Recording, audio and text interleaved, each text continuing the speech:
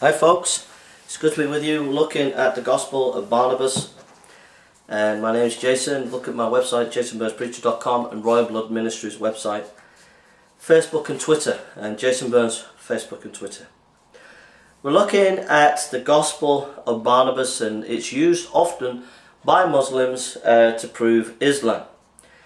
So the Gospel of Barnabas, the Muslims often, this is by Norman Geisler, Muslims often cite the Gospel of Barnabas in defense of Islamic teaching. In fact, it is a bestseller in Muslim countries. Yusuf Ali refers to it in his commentary on the Quran.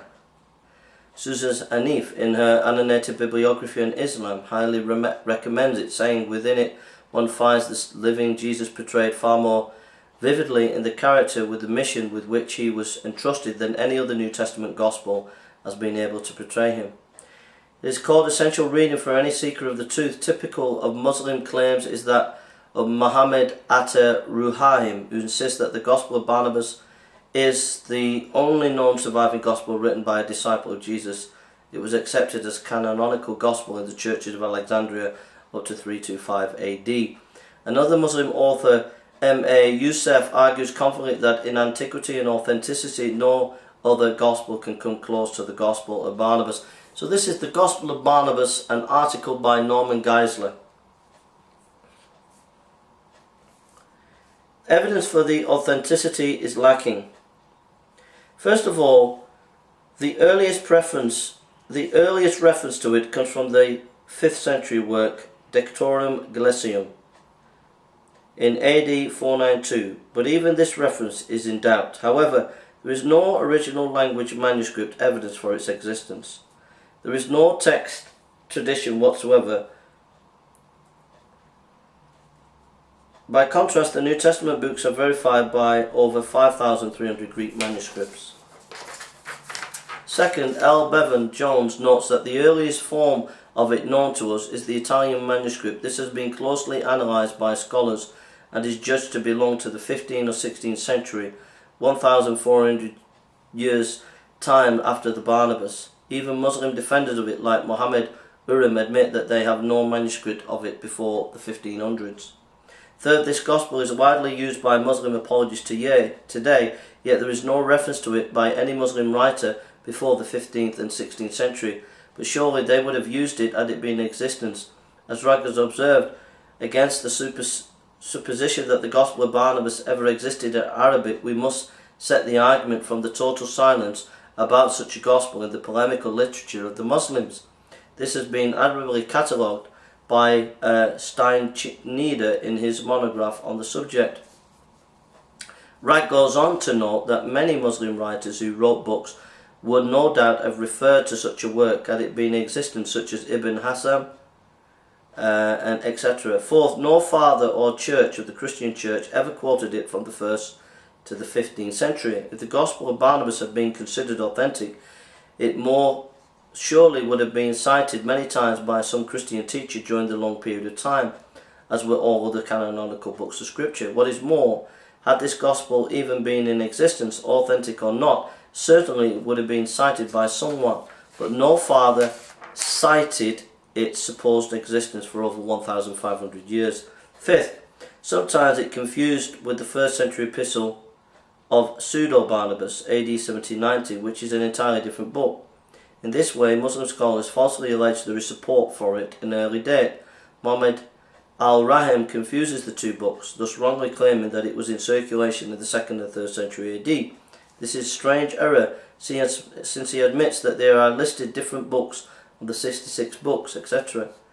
Some have mistakenly assumed that the reference to a gospel used by Barnabas referred to in the apocryphal Acts of Barnabas, AD 478, was the Gospel of Barnabas. However, this is clearly false, as the quotation reveals. Barnabas, having unrolled the Gospel which we have received from Matthew, his fellow labourer, began to teach the Jews. By deliberation, omitting this emphasized phrase, the impression is given that there is a Gospel of Barnabas.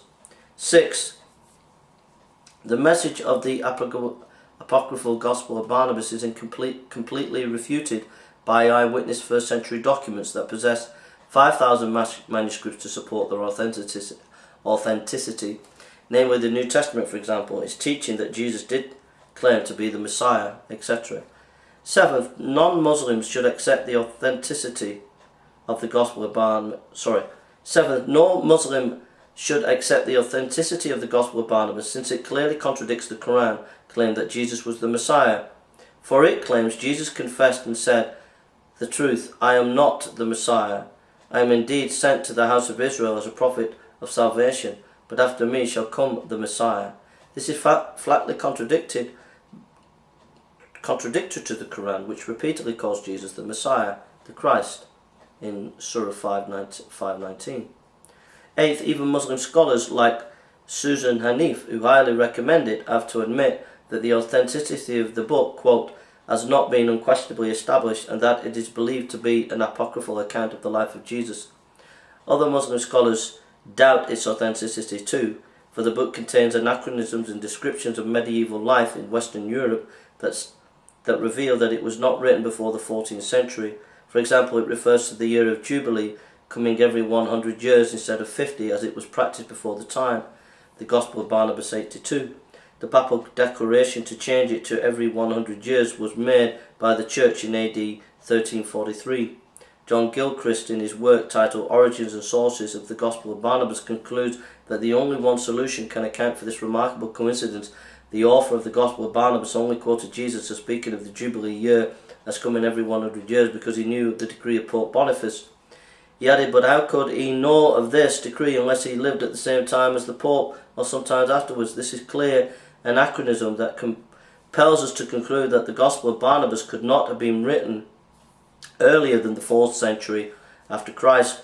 The significant anachronism is the fact that the Gospel of Barnabas used the text from the Roman Catholic Latin Vulgate translation of the Bible, 4th century AD. And even though Barnabas supposedly wrote it in the 1st century AD, other examples of anachronism include Vassal, who owes a share of his crop to the Lord, the Gospel of Barnabas, an illustration of medieval feudalism, a reference to wooden wine cask, etc. Ninth, Jomeir provides a list of many mistakes and exaggerations in the Gospel of Barnabas. There are historical mistakes such as Jesus was born when Pilate was governor, though he did not become governor until 26 to 27 AD. There are also geographical mistakes. For example, chapter 20 stated that Jesus sailed to Nazareth even though it is not on the seashore.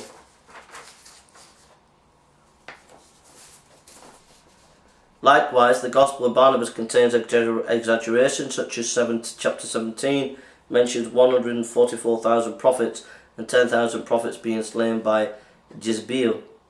10th, according to Slump, Joma's studies showed many Islamic elements throughout the text that proved beyond any doubt that Muslim author, probably convert, worked on the book. 14 such influences are noted. For example, Joma notes that the word pinnacle of the temple, where Jesus said to have preached hardly a good place, was translated into Arabic by Dikka, a platform used in a mosque.